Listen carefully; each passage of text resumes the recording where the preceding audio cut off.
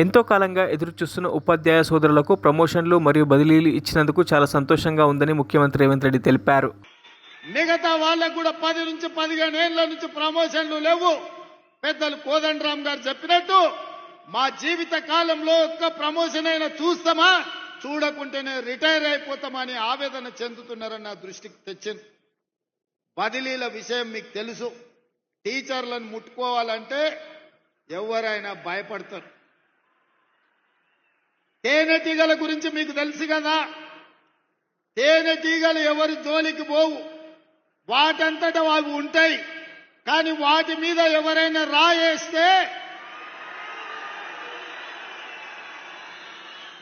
ఏం జరుగుద్దో మీకు అందరికీ తెలుసు. అట్లనే టీచర్లు కూడా వాళ్ళ పాటికి వాళ్ళు జాగ్రత్తగా ఉంటారు.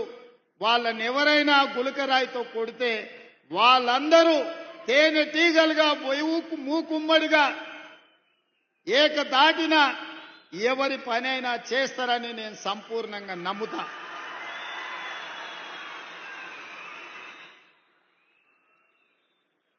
నన్ను చాలా మంది భయపెట్టిండ్రు టీచర్ల ప్రమోషన్ల విషయం ప్రస్తావించినప్పుడు. సార్ ఎవరి జోలికైనా పోవచ్చు కానీ టీచర్ల జోలికి పోకు సార్ అని అంటే నేను అన్నా. బదిలీల విషయం అప్పుడు కూడా అదే మాట చెప్పిండ్రు.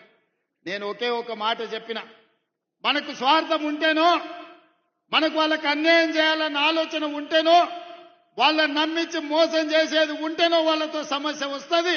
20 ఏళ్ల నుంచి అపరిష్కృతంగా ఉన్న సమస్యల్ని ప్రమోషన్లను ఇవ్వాలి, వాళ్ళ సమస్యల్ని పరిష్కరించాలి. మరిన్ని అప్డేట్స్ కోసం మా ఛానల్ని సబ్స్క్రైబ్ చేయండి.